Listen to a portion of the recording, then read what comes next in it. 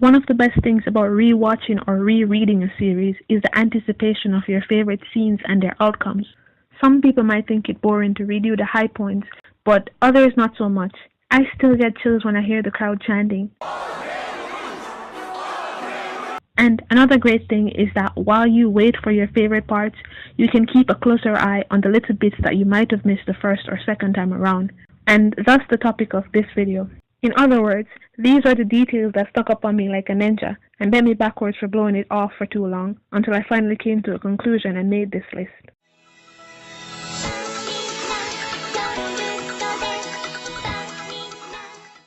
To be fair to myself, the first time I watched Toradora, I did not speak any Japanese, not even otaku Japanese, so I can be forgiven for noticing that the name of the show was a bloody pun. What seems like a random name and attempt to rhyme is a clever poke at the two main characters, Taiga and Ryuji. Assuming that you're not from that part of Europe and think of another tiger when you hear the name, you'll notice that Isaka's name is phonetically close to tiger in English. The pronunciation taiga is in fact how a typical Japanese person would say it.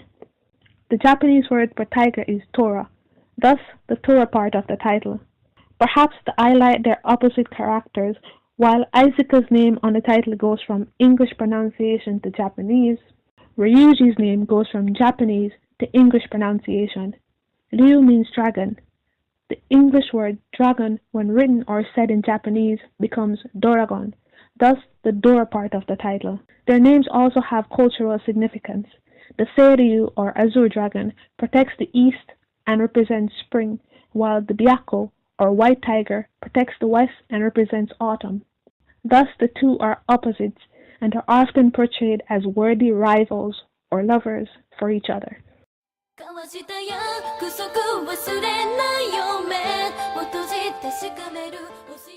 Madoka Magika is filled with so much symbolism, I could call it Madoka Guika and barely bat an eyelash at bad puns.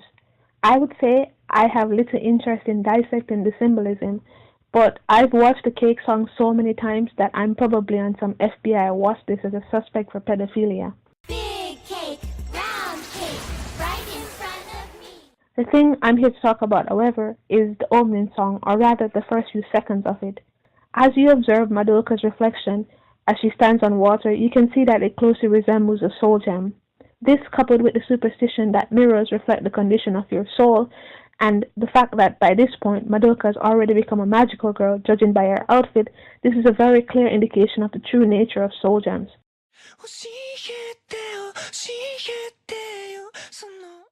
I mentioned in my video on funny anime names that within Japanese culture, having a name that is said exactly as someone else's is not within itself exceptional. This is because the kanji with which one writes one's name can significantly alter the overall impression and meaning attributed to said name.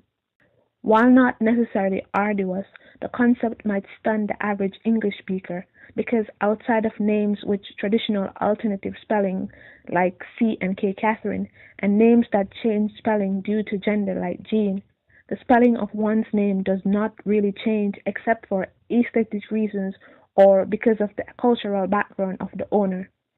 So, while the exact extent of its obviousness might depend on the Japanese viewer's attention to detail, for the average English speaker, there was nothing strange about Hinami and Sen Takatsuki's interaction when they first meet. In hindsight, all of the clues as to Sen's true identity were insultingly obvious, but none so egregious as the fact that she knew the exact kanji with which to write Kaneki's name.